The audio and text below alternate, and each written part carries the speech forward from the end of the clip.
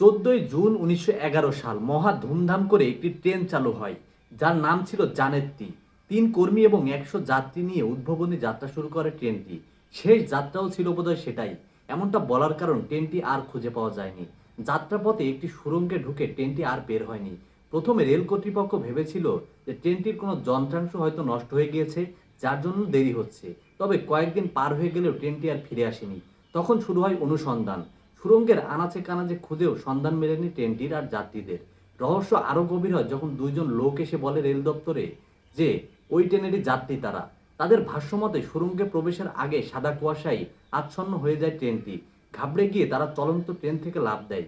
প্রথম বিশ্বযুদ্ধের সময় বোমা পড়ে সুড়ঙ্গের মুখ বন্ধ হয়ে যায়, ট্রেনটি নিয়ে অনুসন্ধানও বন্ধ হয়ে যায়। ঘটনা নাটকীয় মোড় নেয় 1926 সালে। ট্রেনের এক যাত্রীর স্বজন এসে এমন অবাক করা তথ্য দেয়। তিনি বলেন 104 জন মানুষ নাকি একসঙ্গেই মেক্সিকোর একটি মানসিক হাসপাতালে ভর্তি আছে।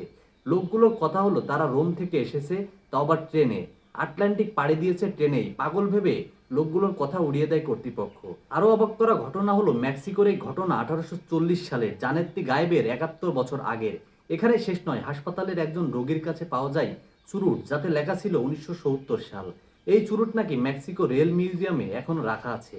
জানেত্তি রহস্যের উন্মোচন এখনো হয়নি, তাই গুজবের শেষ নেই।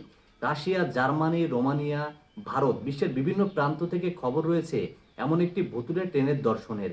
আচমকা উদয়, কিছুক্ষণ পরেই নাকি বাজির মতো হারিয়ে যায় ট্রেনটি। বারমুডা ট্রায়াঙ্গেলের জাহাজ, বিমানগুলো যেমন মুহূর্তে হারিয়ে যাওয়ার রহস্য মানুষের কাছে ভাবনার, তাহলে কি জানেত্তি ট্রেনটির সাথেও বারমুডা ট্রায়াঙ্গেলের মতোই কিছু ঘটেছে?